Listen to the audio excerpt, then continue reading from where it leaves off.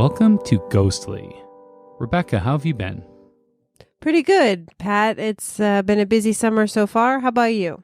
Well, I mean, there's a lot going on, I can say that. But let's just focus on the ghostly aspects of everything.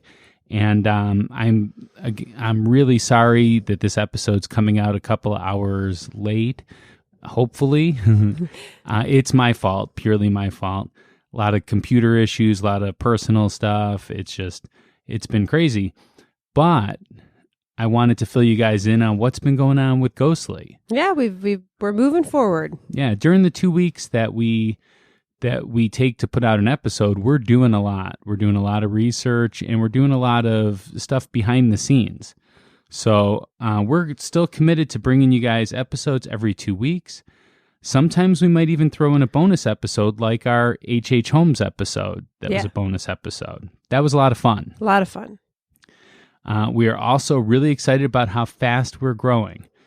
So we've been trying to do some extra stuff to help it along a little bit. So Rebecca's been working really hard on our press kit.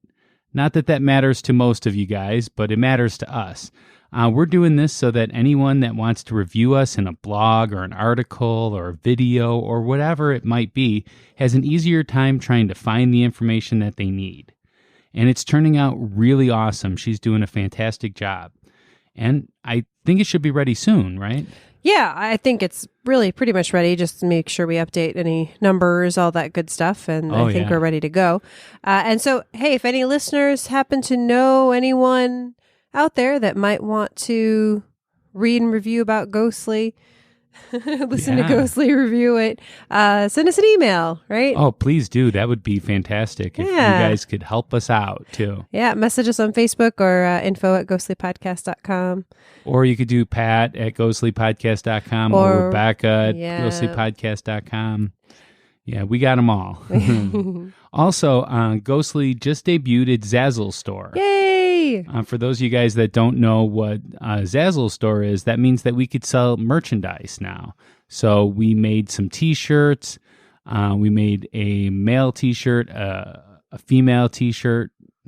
Not that they have genders themselves, but you know they're made for male little different female. styles. Yes. Yeah, exactly. And we made some coffee mugs and a cell phone case. That's commitment. And what I am super stoked about is the hoodies. Yeah, they look really cool. They do. They're amazing. I can't wait to get my hands on some. Yeah, definitely. So to see more, just go to our website, ghostlypodcast.com, and click on the merchandise link at the top of the page. Or to make it easier, I made you guys a little link for it. You could just go to ghostlypodcast.com/store. STORE. You got it. ghostlypodcast.com/store. And I will make sure to put that in the show notes. Excellent. So today we have an amazing episode for you. We decided that just talking about ghost stories is not enough. I wanted to tackle an actual type of spirit. Maybe. That's up to debate. Mm-hmm. And I think I actually won that poll thing, but that led us to the Shadow People episode. That was episode 5, I believe. But we still were like, no, we could do more. So that's when we started to talk about the curses in movies. And that's been working out great. Our last one was Poltergeist, and man, that was really cool to do. I really enjoyed doing it. Yeah, a lot of fun. One of my favorite movies. Yeah, but now I think it's time that we add another type of episode to Ghostly. And that is about the equipment used to talk to or investigate ghosts. Right. We've talked a little bit about some of that before, but I think now we're going to get some deep dives. Yeah. Yeah. So our very first episode about this is going to be about Ouija or talking boards. Yes. Or if you want to be really pretentious about it, it's a Ouija board. Ouija. Ouija board.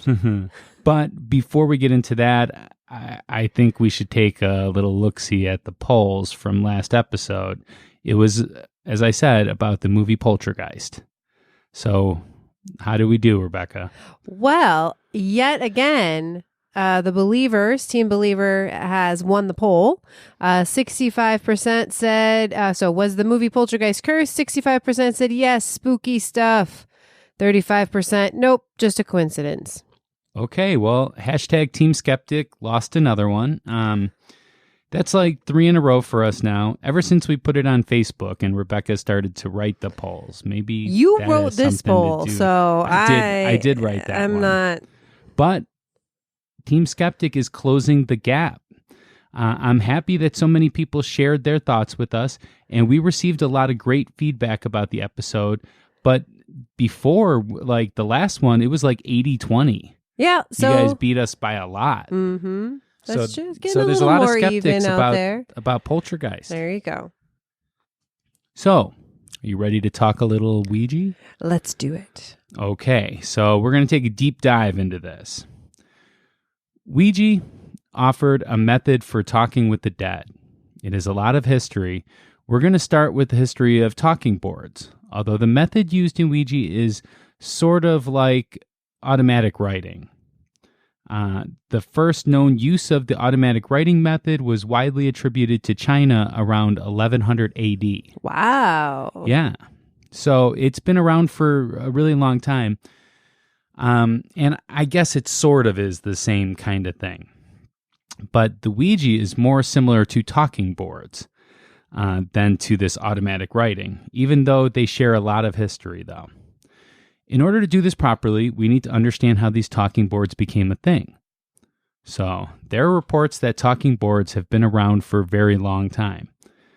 We can't find the exact date of the first so-called talking board, but what we can tell you is that they became widely known around 1848.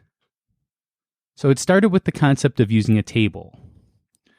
People would place their fingers lightly on a table and wait for spiritual contact. The table would tilt and move. It would knock on the floor to letters called from the alphabet, and it just would take a long time.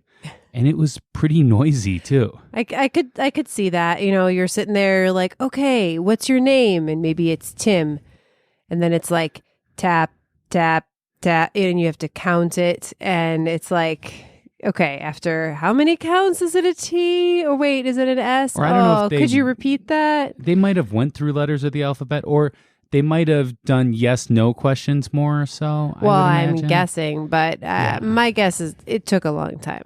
So, and it was kind of noisy too, especially if you lived downstairs from the person doing it. That's Could you imagine? Mm-hmm. I mean, yeah, there's probably a lot of brooms hitting ceilings at that time. Yeah. So that led its way into another form using a small basket with a pencil attached to one end. This, the medium, that's the person that would contact the dead, would touch the basket and establish a connection, and the spirit would take over, writing the message. So that's kind of like the automatic writing thing. It is. That's where the tie-in is, yeah. Gotcha. So this evolved into a heart-shaped planchette, which was a much more sophisticated tool that had 2 rotating casters underneath and a pencil at the tip, forming 3 points. So that's more what you would think of when you think of Ouija. Yeah. You know, you think of that planchette. But still, the messages were either drawn out or spelled out using the pencil. And most times, the messages took a lot to decipher. It was like reading a doctor's handwriting. Oh, gotcha. Yeah, and they were left to the interpretation of the medium. If they were like pictures or something, they would just, decide what it said. Sure. So people started realizing that the planchette could be used as a pointer, and an alphabet could be pre-drawn out, allowing for much more complex messages. Evolution, I like it. Yeah. So it is unknown the exact timing that people started to use an alphabet board with a planchette pointer. One of the first counts that I can find of its use was in 1848. That year came up again. 2 sisters, Margaret and Kate Fox, became instant celebrities after contacting the spirit of a dead peddler. This is when a lot of people credit as the birth of the spiritual movement. So what really kicked the spiritual movement into high gear in the U.S. was the Civil War. We have to remember that during the Civil War, the U.S. lost over 500,000 soldiers, and families were left devastated by the loss of their loved ones. Talking boards gave them a slight chance to talk to them again. So Elijah Bond was credited with the patent of a planchette sold with an alphabet board on it.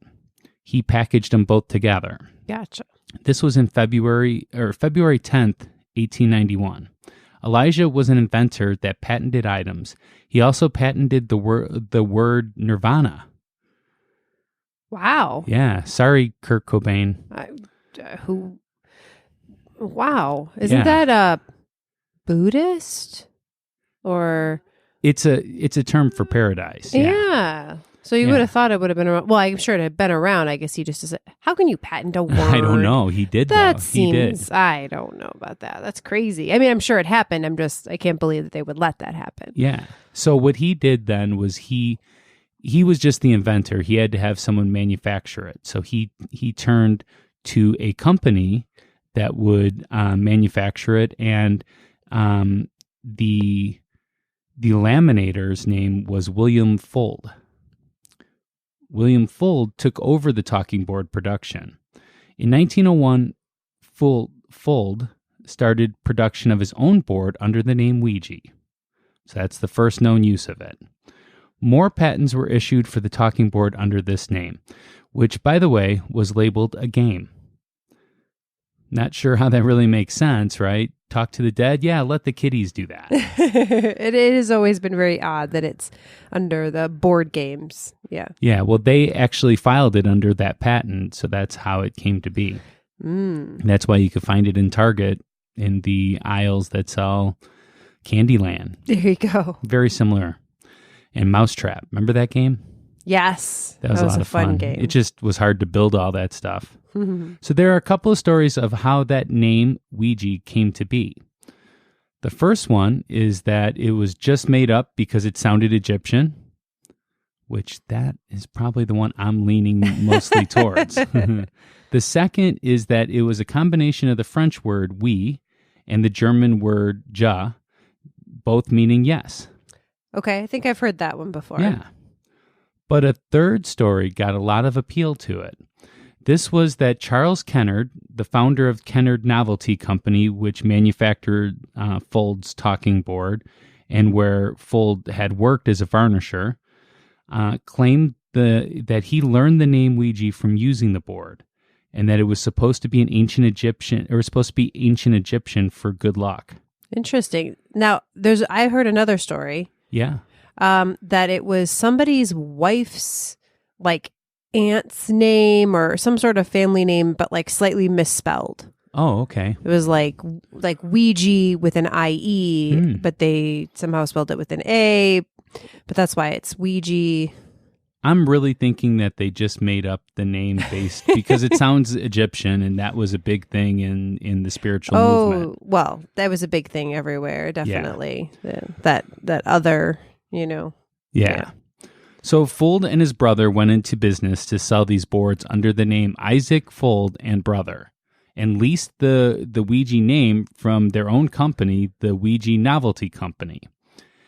I don't know why they leased the name, probably some kind of tax thing or something. I don't know. And in addition to Ouija boards, they also manufactured pool tables. Well, there you go. Yeah, it makes sense. So their business partnership ended in a bitter feud, though. His brother Isaac began making his own boards under the name Oriole, like Oreos. Okay. I like Oreos. Well, like the baseball team. Yeah, I guess, yeah. But they were exact replicas of the Ouija board, just with a different name. I'm guessing, well, you'll tell us which one won out, but I have an idea. Well, actually, Fuld decided after a while to start making his own boards under that name and selling them for cheaper. It was like the knockoff brand, but Fuld made them too. So I don't know. It was really weird. So Fuld made a lot of money making these boards. In 1920, Ouija boards had made him more than $1 million. A lot of money in 1920. Yeah. Could you imagine? He could have bought the country, I think, for $1 million. From the 1920s to 1960s, there were many Ouija competitors. Fuld had lawsuits pending on these companies until his death in 1927. Fuld had a very crazy death story, too. I know you're into those kind of things. I'm very excited to hear it. So he joined the Chamber of Commerce for, where they were located at, and they decided they were going to put up a flag on top of the factory. So he climbed to the roof of his factory to supervise the installation of the flagpole. When the rail against which he was leaning gave way, Fuld fell to the ground below. While being transported to the hospital, his fractured rib pierced his heart, and Fuld died at the hospital. Oh, wow. Yeah. It's crazy. Kind of crazy, yeah. In 1966, his estate sold the rights to Parker Brothers, which in turn sold it to Hasbro in 1991. And they've been the sole distributors of the popular board game, which was aimed at kids. So if you get a Ouija board, chances are it's going to be a Hasbro one. Unless you just make your own. Yeah, and people do that. And actually, there is a big resurgence into the older boards. So people are buying older boards. Yeah, if you look online, there's a lot of, they look a little different, kind of. Yeah, cool. I used to have one from, I think it was the late 1800s or something like that that somebody made. It was a solid block of wood. I had many Ouija boards in my day, which we're going to hear about. Yeah, we are. Very exciting. So, do you have anything to add to our history? No, I think you covered a lot of the stuff that I saw. I think it's something that's been around for a long time. People have been interested, kind of as you said, for a long time and talking to spirits. And this was kind of the evolution of that to make it as easy and quick as possible and make it more something that anyone could do. You didn't have to have a medium anymore that could interpret the writing or count the numbers or whatever it was. It was something that anyone could do in their home. Yeah. I mean, it was almost as easy as the pendulum. Have you ever seen that method? So you hold a chain with some kind of pointer at the bottom of the chain, and then you ask it questions, and it should, answer yes or no depending upon the direction it's going. Oh, right. Yeah. Yes. I think I've seen that in movies. I've used them. Ooh. Yeah. I was big into divination in my day. Pat is spooky, everybody. I was spooky. I'm no longer spooky. All right. Well, I think we should probably take a break. What do you think? Sounds good. All right. See you guys in a minute.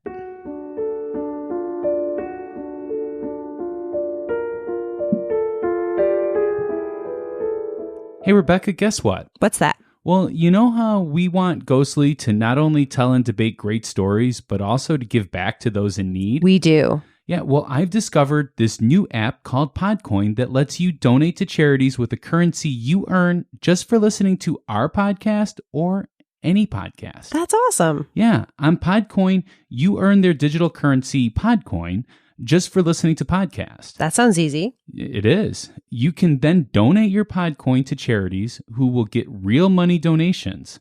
And you can also choose to save your Podcoin over time and exchange it for other rewards like Amazon and Starbucks. That's great. Who doesn't like Starbucks?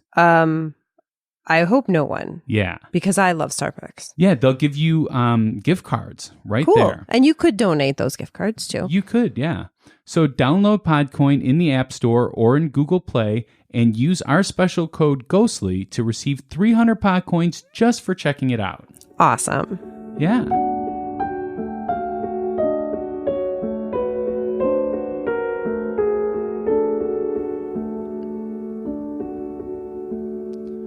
All right, and just like that, we're back. Yay.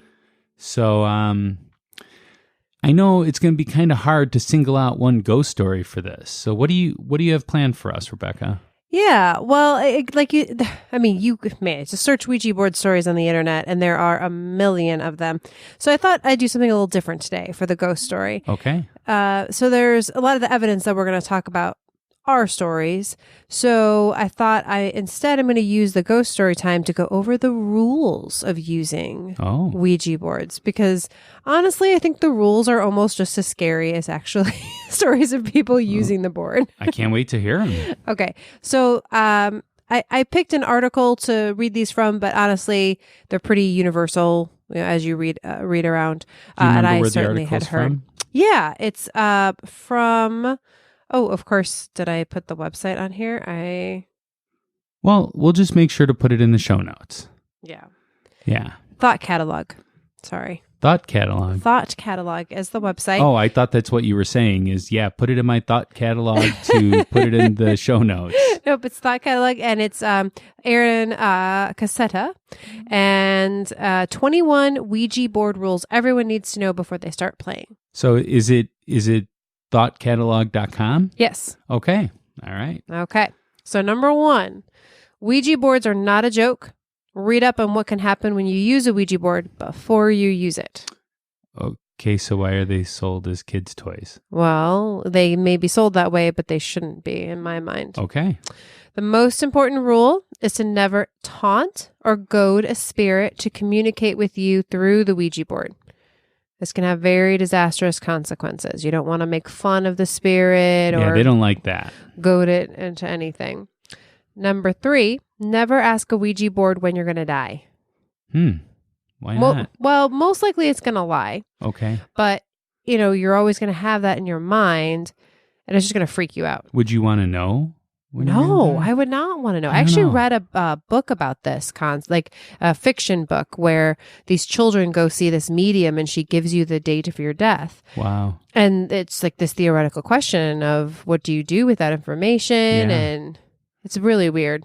By the way, guys, Rebecca's read every book ever made, I think. No, I have not.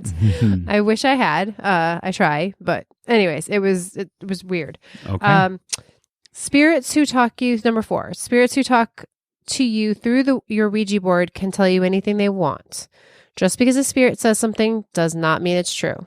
I certainly learned that when I have used them before. A spirit will try to win your trust by telling you that there's some long-lost relative or a spirit of a small child that needs your help. But there's no proof. We don't know who the spirit really is. It could be something malevolent or a demon. It could really be that spirit that they're telling you who it is, but we don't know for sure. Sometimes you can ask it questions that maybe only that person would know. But, it's kind of like the internet.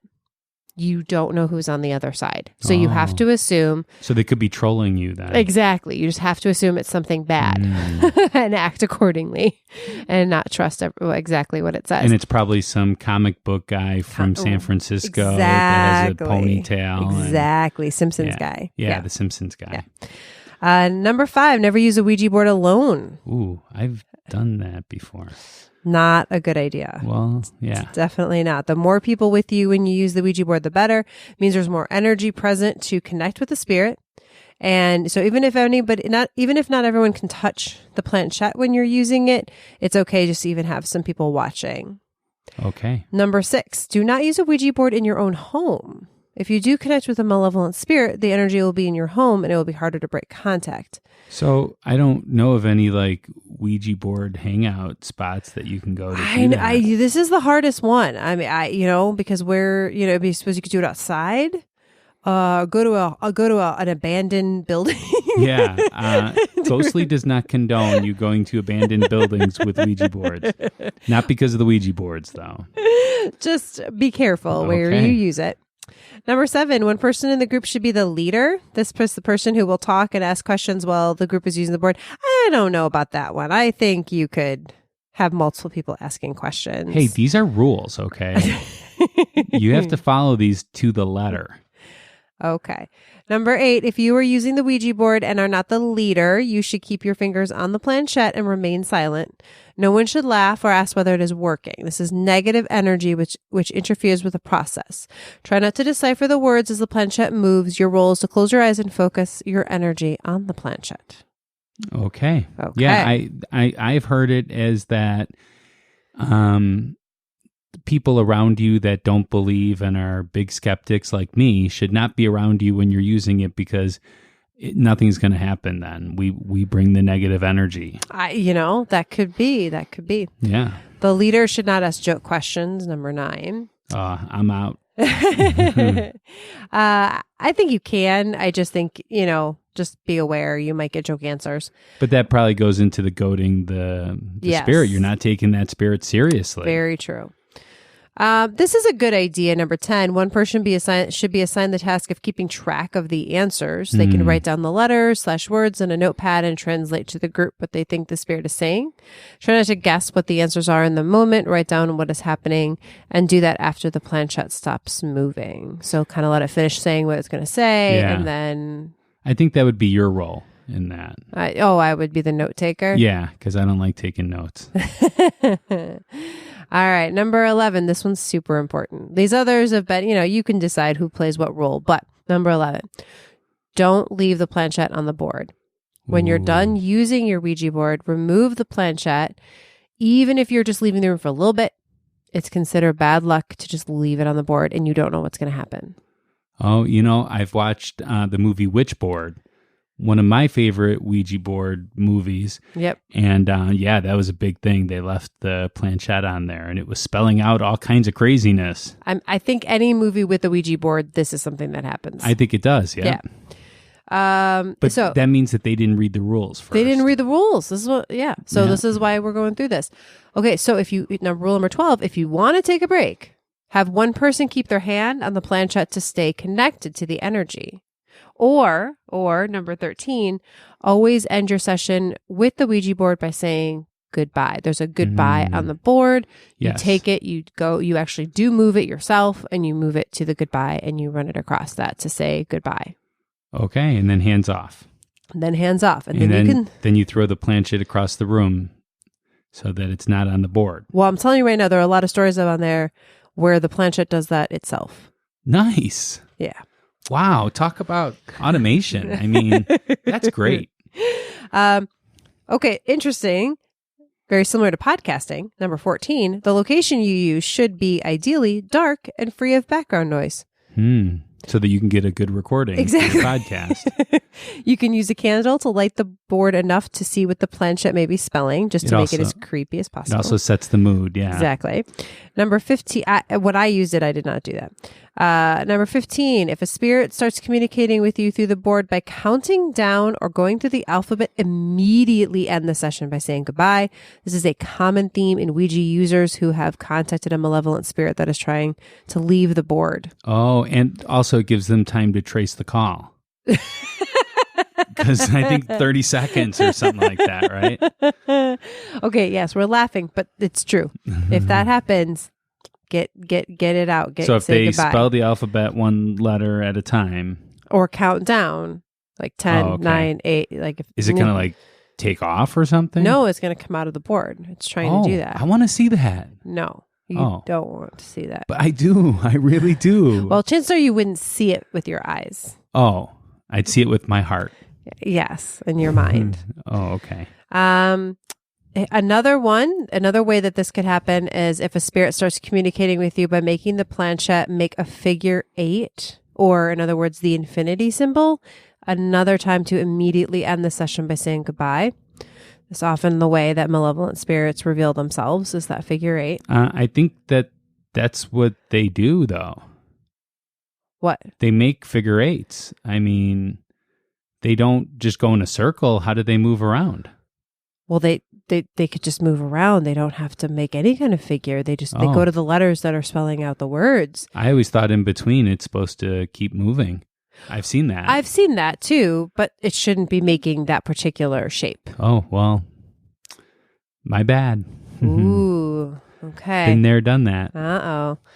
Number 17, if you begin to suspect you're in contact with a malevolent spirit, as we've said, immediately end the session, putting it on goodbye. It also helps to leave the physical space you are in, so you sever the energy that's feeding this spirit. Okay. We're going to talk more about this one later. But if you speak to a spirit who identifies themselves as Zozo, end the session and say goodbye immediately.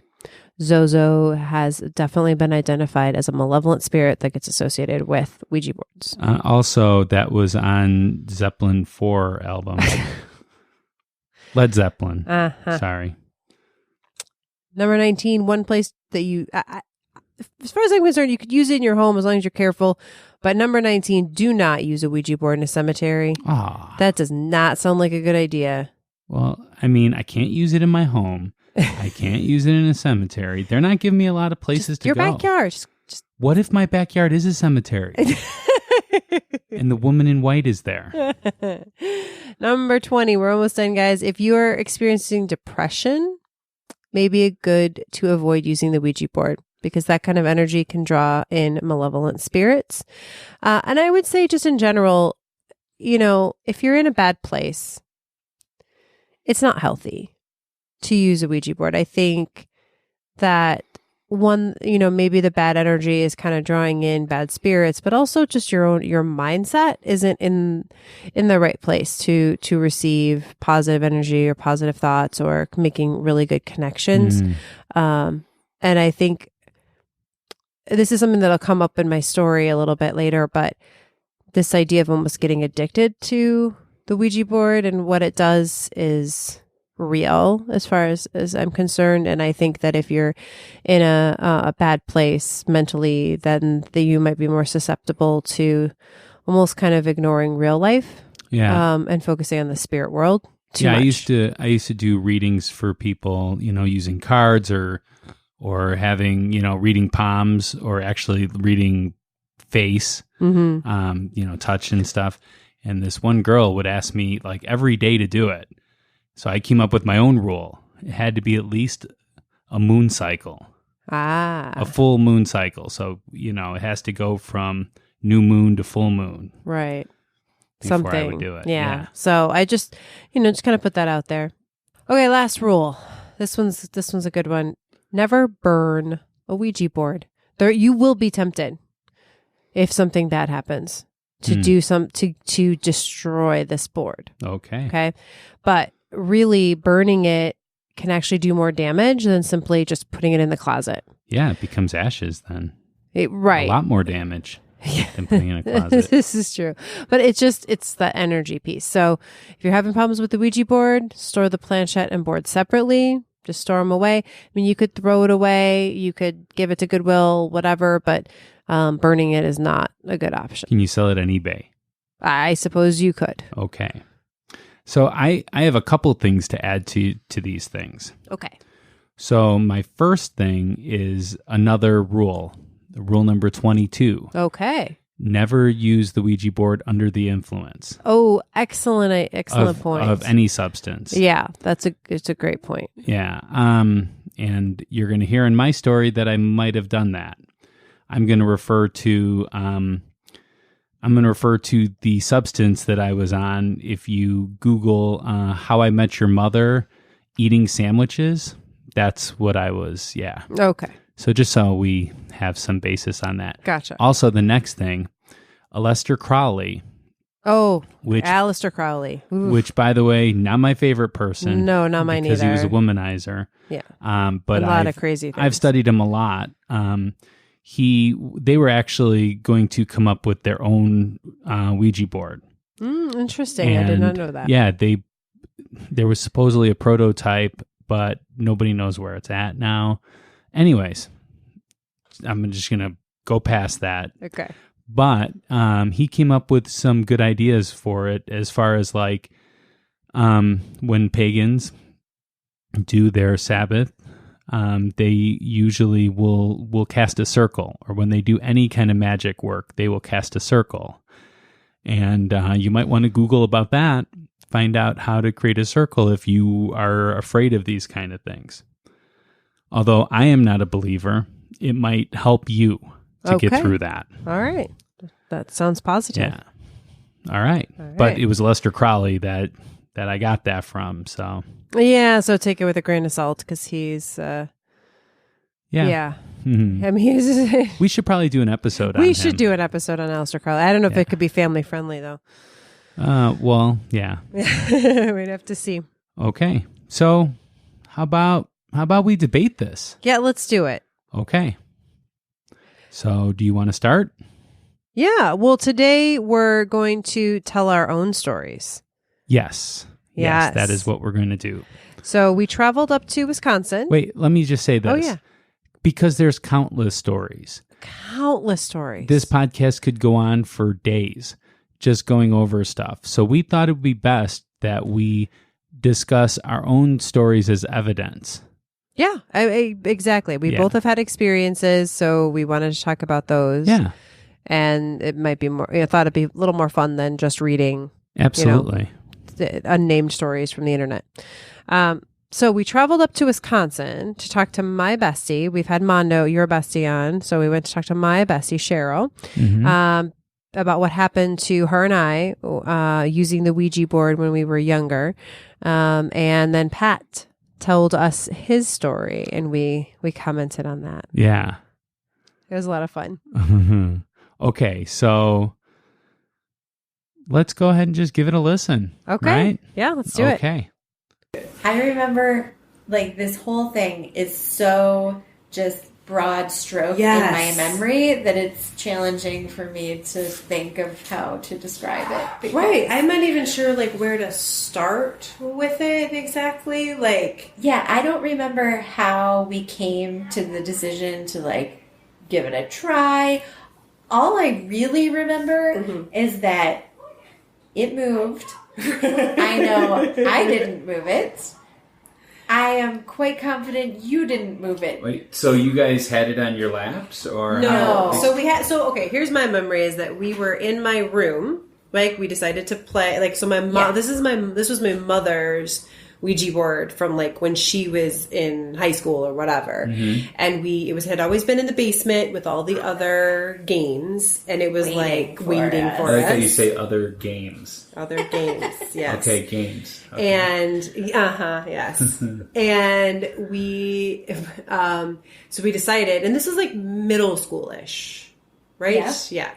And we took it to my room and we played, and it moved. And it's one of those things where it's like, there's like few people in the world that you have ultimate trust in, but like you're a person that I have ultimate trust in. Like, I know if you tell me that you didn't move it. I'm missing some part here. Did you have it on a table? Did you just have on the floor? On the floor. So we're sitting, like, what do they say now? Crisscross applesauce. Exactly. Yeah. And on the floor, and then it's on the floor in between us. And we have our hands on it. You have your hands on it, right? And then it moved.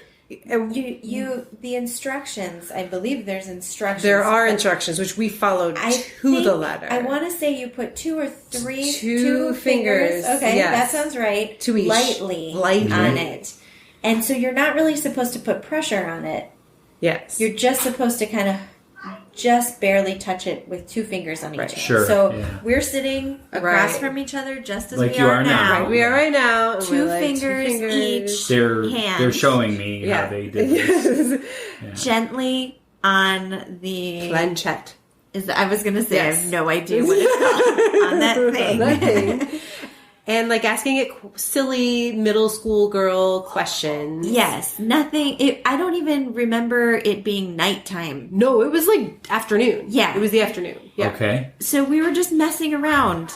Like, we probably asked it about Corey Haim or something. I don't know. Right. Yeah. And it started moving. And it started, like, spelling things out. Yeah. All right. So what did it spell out? Yeah. That is a great question. I don't remember. All I remember is, like, I think eventually we asked its name. Like, it gave us a name. We did. Do you right? remember the name? No. Oh, I can't remember it either. I think there's a reason, though. Yes, like, I do think that we've blocked this because it really, at the time, we were like, hee, it'll be so silly and fun, and obviously it's not going to work. And we sat down and we did it, and it worked. Right. And it wasn't really until we got pretty deep into it that we realized the implications of what was happening. Right. And sort of the bigger concept of what was happening. And that it wasn't really a funny middle school thing. Right. It was actually terrifying. Well, and here's what I remember is I remember us doing this for like a while. Yes. And then we like left and we went downstairs because we're like, okay, we should stop. And then like feeling compelled to do it again. Yes. Like it was like we couldn't wait to go back and like talk to this thing again and ask it more questions. I also, and I'm getting chills now talking about it, but I also remember being very drawn back to it, but also very like conflicted inside about that. Like I really wanted to do it more, like a lot more, but I felt like I shouldn't. I felt like I should avoid it. I felt like it was a bad idea. Yeah. It was like, it was definitely a thing where it wasn't just like a game and we felt like we could just stop. Yes. Like, and honestly, even after that day, I think we did it even another time. I feel like it was almost like we couldn't not do it. And I feel like that's why we wanted to throw it away. Yes. And your mom wouldn't let us. So I remember we wanted to throw it away and my mom was like, no. And I was like, but Mom, it works. And this is the scariest moment where she's like, I know. And I was like, what? She had this knowing look on her face, like, ha ha ha, you've now joined the world of Ouija. So we went to the library. Do you remember this? We went to the library to find books on what to do because we're like, this is now like we've let a ghost or a spirit or a demon into like my room, my house. Yes, I remember feeling like we had some responsibility to like close this door we had opened. Right. This portal. Exactly, Yes. this portal. So... Okay, so the story is... Yes. Let me get this straight. Okay. You guys found the Ouija board. Yes. You guys brought it upstairs to your room. Yes. Laid it on the ground. You both put your 2 fingers on it. Asked a bunch of questions. Nothing happened, but then it moved eventually. It started to answer the Yeah. questions and started to move. But we don't know what the answers of the questions were. I mean, I feel like I remember asking, like, who was going to win the presidential election? I don't know. Was it right? I don't remember. No, but let me finish. So, like, the point is that we went to the library and we found these books that gave us, like, ideas of, like, how to, like, cleanse, right? Like the sage thing and, like, burning incense, I think, which I believe we maybe did. And there was, like, a thing we read. Stuff. Yeah. There was, like, some stuff we read. And then... Like, yama, yama, yama, yama. That was exactly it. And it was like work. I mean, it was definitely like like we cleanse this house or, whatever. And then we put it back where we found it in the basement. And I just remember, like, we never did it again. Like, that was just it. And I think part of it was that our brains, like, purposely forgot it. You know what I mean? Like, we remember that it happened, but we, like... I feel like I blocked it, yes. Yeah, like on purpose. So that nothing... Okay.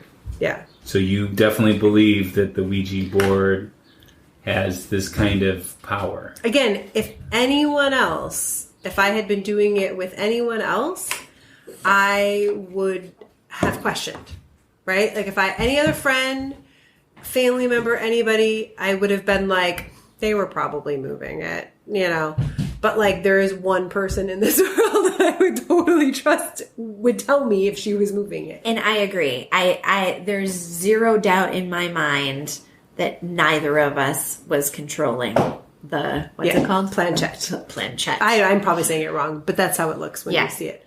Yeah. All right. I mean, there are many, many, actually, even scarier stories involving Cheryl and spirits, but we will stick with the Ouija board today. For this one. For this episode, yes. Yeah. All right. Well, that's the story then. That's the story. Okay. All right. So that was Rebecca and Cheryl's story. So, so if that is your evidence for, what I'm going to say is that that is like the experience that a lot of people have had, right? I mean, that it moves and people don't believe it's the other person, right? I mean, yes. I know, you're saying that you were really close. Cheryl's great. I don't think she would lie, and I don't think you would lie. But what I do want to say is, have you ever heard of the term ideomotor phenomenon? I have, actually. You have. Okay. Well, let me explain it to our listeners that might not have heard about this before. It's a hypnotic state that you achieve by concentrating on something really, really hard. And it causes there to be involuntary movements, especially of the hands. And if you have an answer in mind, you're more likely to get that answer out of the board. There's been scientific studies that have measured the movements of people. And in all cases with the Ouija board, it was one of the two people moving the board. Well, like I said, for us, there is one person in the world that I trust more than anyone when it comes to this. And for her, it's the same. again, it's really kind of creepy how, you mentioned casting a circle. Yeah. And again, we didn't necessarily cast a circle specifically, but we did find books and read incantations and put particular items out, whatever we needed to do to kind of clear out the spirit. Okay. And it's amazing how much we don't remember. But I do remember that, we asked questions and got crazy answers. I mean, they made sense, but it wasn't like, oh, like that's what I thought the answer would be. Yeah. Yeah. It wasn't like I had an answer in mind. I don't know. I remember, but I just remember being giddy, just being so excited that we had found this thing and that it was talking to us and just asking and just spending hours doing this and not realizing how much time we were the giddiness could also be explained by the hypnotic state of, the idio phenomenon. So I'm just saying that is a euphoric kind of state, and you might not remember everything after that. So I'm just saying that's what scientists have done when they've studied the Ouija board, and it's always one or both of them moving it themselves. A lot of times it's actually both of them moving it against each other, trying to get to that whatever letter that the one person wants versus whatever the other person wants, and it ends up someplace in the middle. It wasn't like... Well, involuntary. That means you're not, like, nobody is at fault for this. Again, I do not believe that is what happened. And I've done it other times with other people after that fact. Mm-hmm. And similar things have happened. And again, I don't believe that that's the case. And then I've also done it where nothing happens, where literally nothing happened. We just sat there. So again, to me, that's proof that it was real. Okay. Well, I guess it's time for my story. Yay, Pat's story. So let's take a listen. Okay. So we want to hear your story, Pat. You want to hear my story?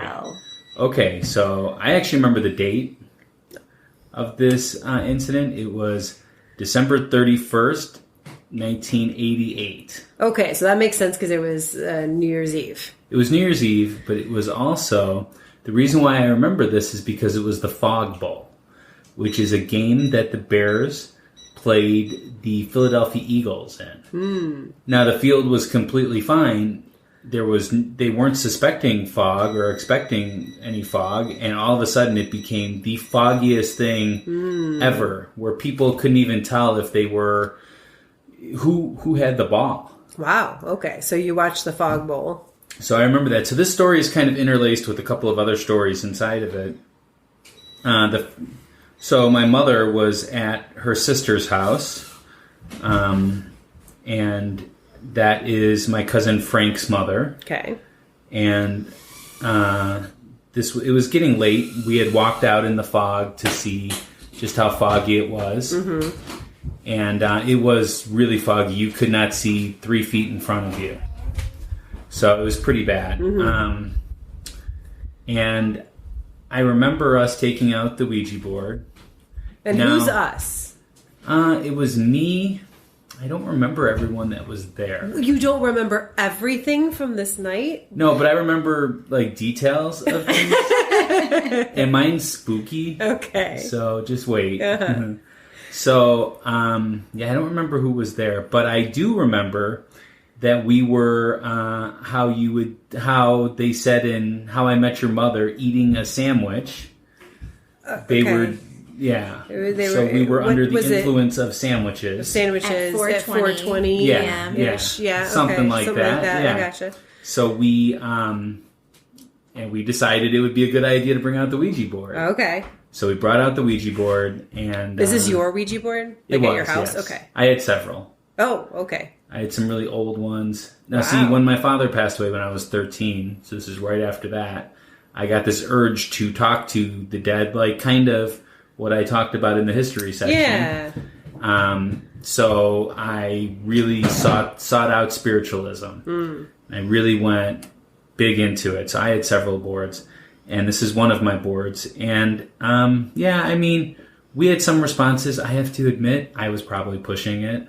Oh. But see, you're self-aware of the fact that you were probably pushing it. I was probably pushing it. But that's not where the real story comes into effect. Okay. That was nothing out of the ordinary, that we were, playing under around, the influence on sandwiches, right. playing with this Ouija board that I probably pushed. Right. It was a bunch of guys, so it was kind of weird being that close with a bunch of guys pushing stuff. So it was kind of weird. Yeah. But we decided to take another break and go out in the fog again because it got really foggy to us later on in the evening. Okay. And when we came back, I happened to walk by my back bedroom, and there were there was a couch in there, like a sleeper couch in there, and all the pillows were taken off. And there were chairs that were in the kitchen moved into that room, stacked up on top of each other on top of the couch. What? Yeah. Why didn't you say this in the Poltergeist episode? This is the Ouija episode. Oh my gosh. So we all freaked out a little bit. And then I remember me telling them to go into the garage or something, and they went into the garage and I flicked the lights on and off. It was not a attached garage, so they had to leave or something. Okay. I don't know. I was trying to freak them out. Uh-huh. Yeah. Because you were freaked out? I was freaked out a little bit, yeah. And then after that, so it's about 9 o'clock at night now. Or no, it must have been after that because it must have been after midnight. So the next day, and my cousin Frank called me and told me that my mother had left hours before that to come home, and it was a 5-minute drive from my aunt's house to my house. So I was really freaked out. I thought she had gotten into a car accident. Sure. I hung up with him. I freaked out a little bit. And then probably about 2 hours later, she called me and told me that he was just messing with me. Oh my gosh. That's the worst joke ever. Awful. It is. Awful. It is. And it was so foggy, too. And especially that night. Yeah, with the fog and...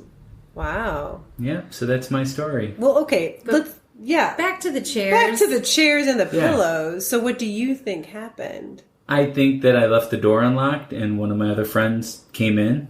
One of your other friends, so not one that was with you that night? Yeah, we were eating sandwiches. So, I was not totally 100% aware of everyone that was around me at every time. There was probably about 6 or 7 of us. Okay, so it's possible. So maybe only 3 or 4 of us went for the walk, and the other couple people... This is very like Clue. I feel like we're in Clue, like the movie Clue, where it was who was in the room when we found the dagger? To me, that confirmed my belief at that moment in the supernatural. But later on, now that I review the facts in my head and realize, no, I had eaten a sandwich. Had I not eaten that sandwich, I might not have had the same experience. Interesting. But so here's my question for you. So let's say one of the people who you were hanging out with that night did stay behind or slipped in and moved the chairs around. At some point in the future, would they not tell you this? Exactly. Would you not have that conversation? Because that'd be hilarious. After a couple, again, just like your mom called you after a couple hours to be like, ha, it was a joke. We were joking. We're messing with you. After a couple of hours, I would imagine whoever did do that would be like, after everyone's freaking out, would be like, it was totally me. I did it. That's what you do. Well, the thing is, too, is that, so after my dad died, I was into spiritualism, but I was also into the sandwich thing. Mm-hmm. So I, started hanging out with people that I probably hadn't hung out with before. And, so these are people that after I decided that wasn't something that I wanted, I didn't want to have any more sandwiches. Uh-huh. Not that I'm against people eating sandwiches. Right. I just decided to low carb, I guess. Sure. Yeah. Or, Yeah. I decided to be a little bit cleaner in my diet. Right. Or my influences. Sure. I didn't really hang out with those people anymore. But still, even more a reason that you would say something that you did it. Nope. And I never told them that I pushed the planchette. But did you, like, are you just saying that now, or at the moment you were like, I'm pushing it? I'm 99.9% sure that I pushed it, and I did it purposely to freak out my friends. And people do that. I acknowledge that is sure. that is the game part of Ouija. Right. Yeah. But I'm just saying, because like my friend, we did a thing once where we were trying to move a different friend. We were trying to move a toothpick with our minds. I don't know if you were there for this. I was absolutely there. Yes, you were there for Jedi that. mind It was trick. the Jedi mind trick. And These are not the droids you're looking for. well, so we're all sitting there, we're staring at this toothpick, trying to make it move, and all of a sudden it moved, and everybody freaked out. Everybody except one person. Everybody freaked out. except one person freaked out, and Because they were blowing on And it. honestly, She we was were blowing. freaking out so hard that we didn't notice that she wasn't freaking exactly, out. like if she hadn't said anything, to this day, we would be sitting here telling you the story of how we moved a toothpick with our mind. Yeah, well, I don't know. I'm pretty sure that I pushed it. Okay. And I'm pretty sure somebody was just messing around. But it was really creepy at the time. Really spooky. Yeah. At the time. Like the time I told you about when I turned my radio on and there was demonic music coming from it, but there were no batteries or power cord. Yeah, see? You mentioned this in the last episode, right? I don't know if it was the last one or the one before that. Yeah. That sounds like it has a logical explanation. Yeah. Not. I had just pulled the power out. No, that doesn't. Power doesn't work like that. There's yeah, no it does. latent Actually, power. transistors can hold that power. Yeah. I've never heard that. You've never heard that? That sounds like a window thing. We got to look that one up. I am 100% positive. You were of that. 100% positive about the windows. Well, I am 110% positive, but the transistors can sometimes hold power, and that would explain why it sounded demonic. You meant a transistor radio? This reminds me of another Well, they have story. transistors in it. Oh, another story? Oh, okay. Well, You want it now? Yeah. So my parents grew up on a farm in rural Wisconsin, far northern Wisconsin. I have a tough time with that word, rural. I know, it's a little challenging. Yeah. Okay. And it was on it was on the intersection of this short dead end road. And down the road, there's a lot of stories about the properties down at the end of the road, multiple properties. But the one in particular, the one down the road. Was there a woman in white? No, not that I'm aware of, but maybe. No, the one in particular is there's the house, and then in front of the house, there was a trailer that was being used as a workshop. Mm-hmm. And so the power was a long extension cord that went back to the house. That's how it was powering the lights, the radio, all of those things. And one story in particular from these properties is that the wife, I believe it was, came out to talk to the husband, and that was how she would get his attention. She would pull the power. Oh. So come to dinner now. It's time. Okay, know? Gotcha. But she pulled the power cord and he didn't come in, and finally she went and fetched him, but the power was still on in the trailer. I mean, come on. Like, that's more than just like a few seconds of absolutely latent it was. power Wow. or whatever. Yeah. Yeah. Well, that's kind of spooky. Yeah. Field trip.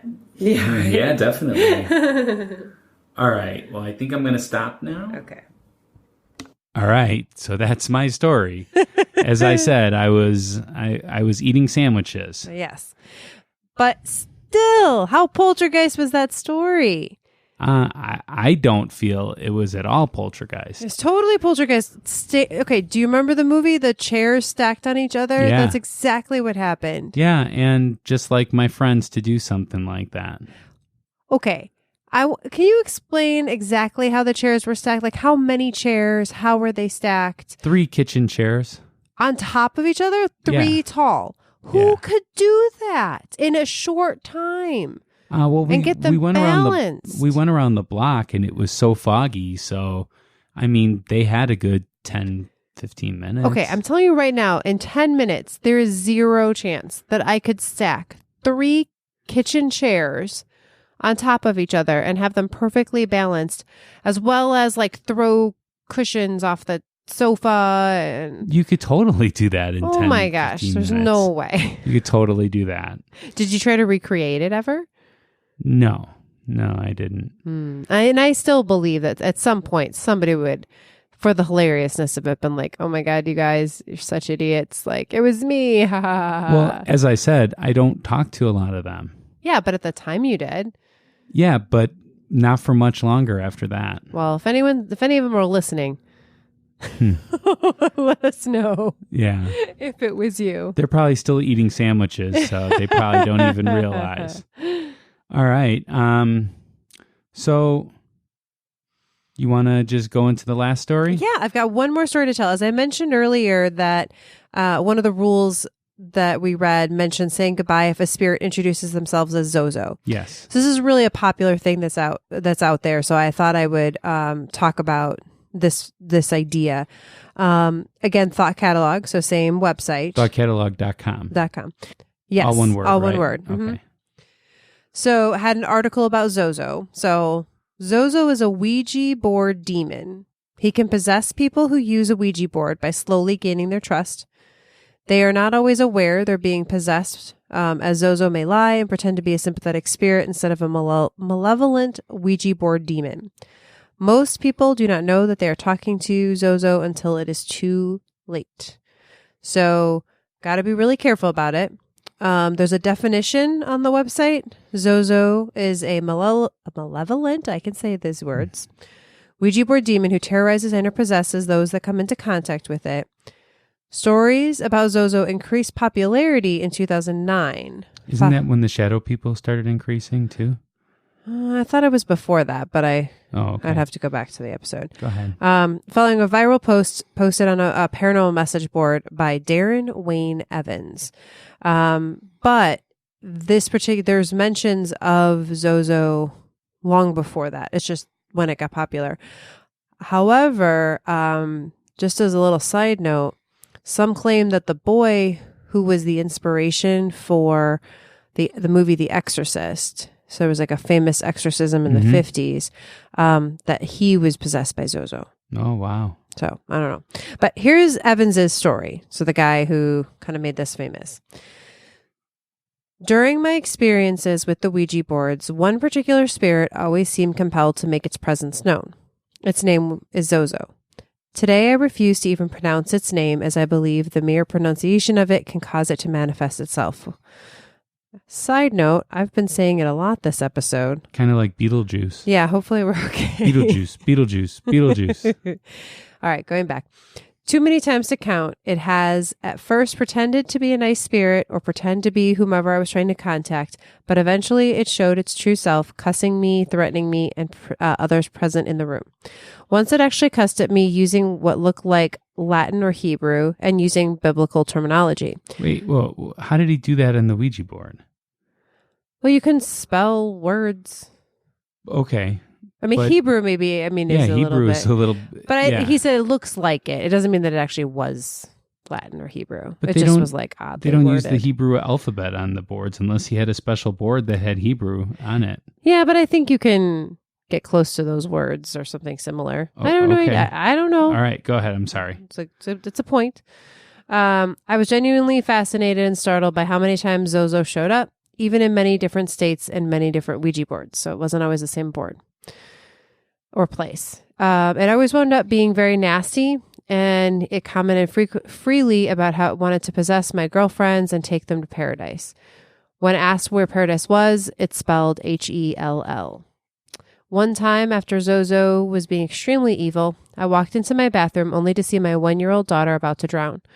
Her mother had left her alone in the tub just for a second, and somehow the water got turned on and was overflowing. Well, what kind of guy is this that is going to be like, oh, okay, you're gonna take little Lisa and give her a bath? Well, I'm gonna jump on my Ouija board while you do that. Well, he's playing with his Ouija board. Wife is taking care of the kid. Again, he's at this point deep. Okay. You know what I mean? He let himself get too deep. He should have stopped, and he didn't. All right. So somehow the water got turned on. Instinctively, this is the kid. She had her face tilted up and was seconds from going under when I grabbed her from the water. The next day, she was hospitalized for some weird internal infection and was put in isolation for 14 days straight as doctors tried to diagnose the illness. We almost lost her, and that's when I began to suspect demonic attack. So he says, ever since his experience, he's made contact with other people who've also spoken to someone called Zozo via spirit board. Skeptics believe that Evans invented the entire existence of Zozo with his post in 2009, but there are earlier mentions, as I said, of Zozo on the internet. A Nigerian forum talks about him in 2005, and Zozo may be another name of Pazuzu, an almost 3,000-year-old demon who has the body of a man and a scorpion's tail. So, what I want to say about this is, first of all, when I was pagan, I really studied into the concept of curses and stuff. Not that I was going to do one, but I was worried that somebody would put a curse on me or something. So I wanted to be prepared for it.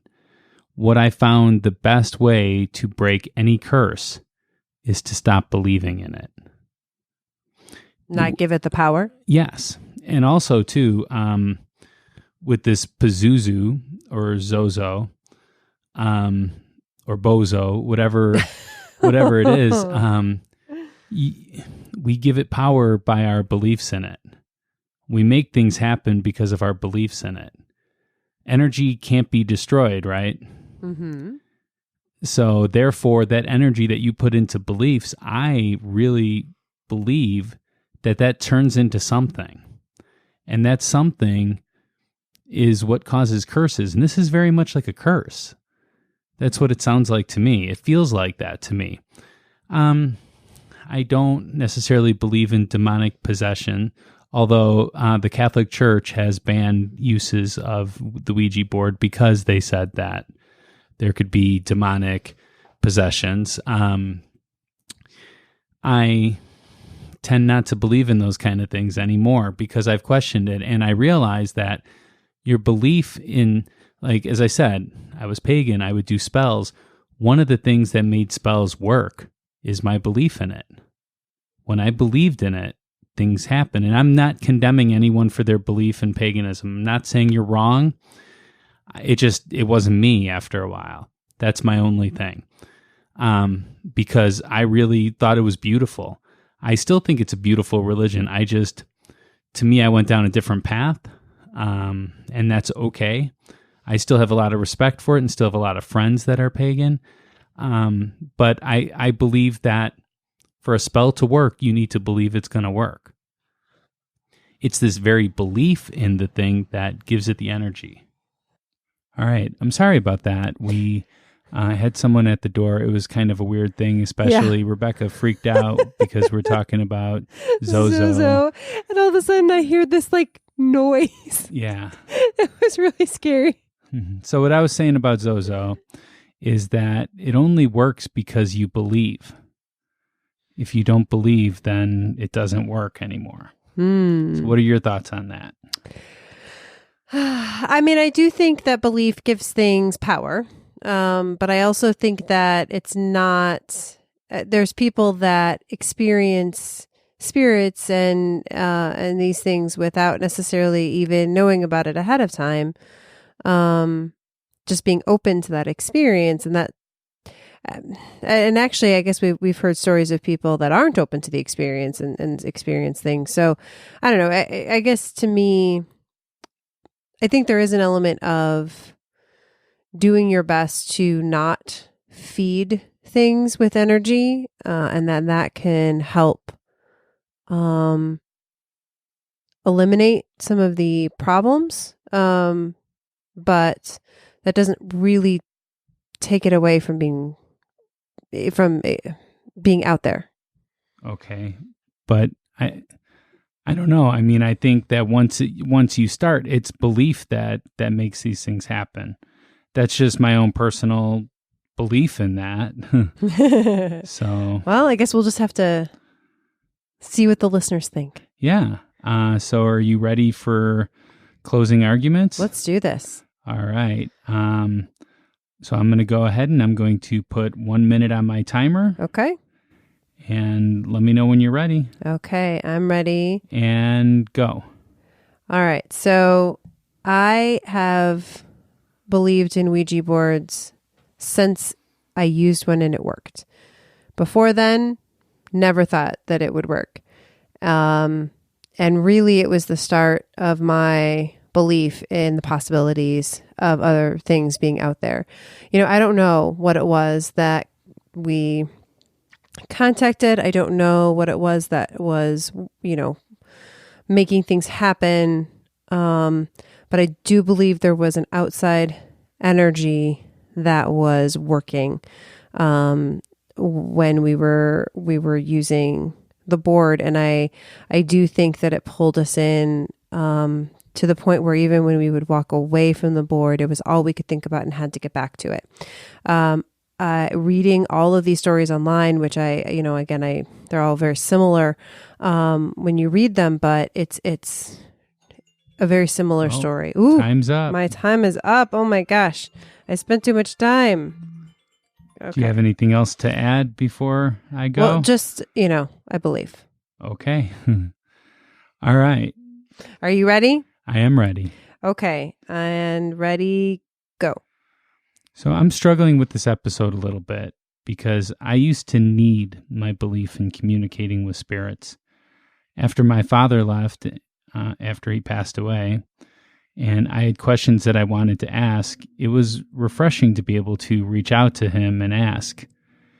It actually helped me deal with his death a little bit more, or maybe not. I've always had issues with his death and grieving, just letting go of him. Remember, I'm not at all trying to force my opinions on you. I just want you to use caution when you automatically assume something is paranormal or automatically assumed it's not. Question it, and if it stands up to you, then believe in it. But keep yourself open to further evidence both ways. You can use these 3 questions to help you. Can it be recreated? Is there supporting evidence that makes sense? Can you verify this evidence? Try looking at both sides. May just strengthen what you already believe or don't believe. Ooh. Can I get just a couple more seconds here? A couple more seconds. And that's a great thing. Don't blindly follow anything. Be yourself and have your own ideas. Okay, good. Words to live by. Okay, well, everyone, I want to thank you so much for listening to this episode. We have a special treat for you after the outro music. This is so cute. 2 very young listeners have learned how to debate ghostly stories using the ghostly method, and I wanted to share one of their stories with you. While we were up in the land of cheese up there, we had the opportunity to record them doing ghostly. It made me so proud to hear others doing it. Yeah, I mean, seriously, there's a believer and there is a skeptic and a haunted door. Yeah. It's so listen after the music. Yeah. It's worth a listen. Our next episode will be on Abraham Lincoln. Yay! And we're doing that since the 4th of July is coming up.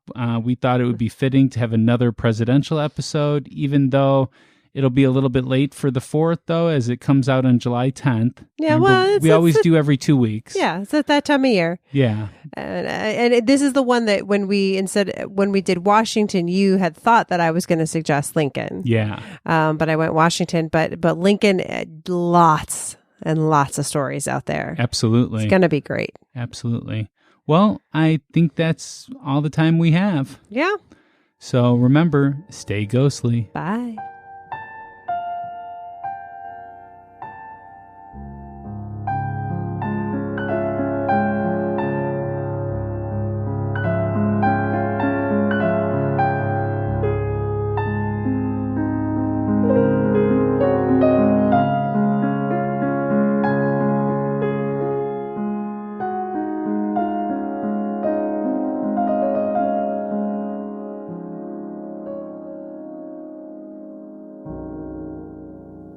So why don't you tell us your name first? Hi, I'm Elliot. Elliot, and what's your name? Hello, I am Porter. Okay, so let's hear this story that you have. Well, I have one big story and one just about the upstairs bed, one of the upstairs bedroom doors. I want to hear that first. Yeah, let's hear that one. Well, sometimes I'm upstairs looking stuff on YouTube and Like scary stuff on YouTube? And random stuff I find. Like Minecraft stuff? And yeah. Then, the door cracked open once, and I couldn't see Philippe. Philippe is the cat. Yeah, so I couldn't see him because he usually cracks that door open when he tries to get in. So it wasn't him doing it. Yeah, but that happened like twice with just a crack. Then the time that I almost jumped was the time it just flew all the way open. So the door flew open and you were wide awake. Yep. And you just looked over and were like, wow. Yeah. And it wasn't even nighttime. Wow. Or close, but because I usually see it around close to bedtime. But this time wasn't? It wasn't like in the middle of the day. Wow. So Porter, what do you think happened? Wind. You think it was the wind? Yes. So is there like a window over there that could... Yeah. Yeah. Or I could have left the door open, like in our room. Oh, okay. And the wind could have blown through our open window, through the door. So it didn't freak you out at all? No, not really. Not really? Yeah. Does it happen often, though, or is this the only time that you know of? The only time it went all the way? happens to our bedroom door. Ooh. I haven't seen that. I have. Okay. Oh. So, could be Elliot, what do you think it was that caused your bedroom door to open then? You didn't see it, but what do you think could have possibly caused it? I'm not really that sure. Do you think it's a ghost? Maybe. Maybe. Do you think you have ghosts in here? You ever feel like there's ghosts here? No. No. Do you ever just get really cold all of a sudden? No. No? You ever see orbs, like lights? Besides the one on the drone that you guys were just playing with? I haven't, but at nighttime, I really don't like going downstairs because in the living room, I just see you know how your eyes can see everything's fuzzy, Yeah. white and a lot of white and black looking. It's like extra fuzzy. Right? It's like really fuzzy parts in like shapes, figures, shapes. So what do you think that is, Porter? Well, the darkness tends to make your imagination go wild. Yeah, it does. So, it does. It could be his imagination. It could be. Do you think it could be your imagination, Elliot? Could. Or shadow people. Or shadow people. Did you listen to our Shadow People episode? I'm not sure. It was a little while ago. We haven't You been probably keeping up. did.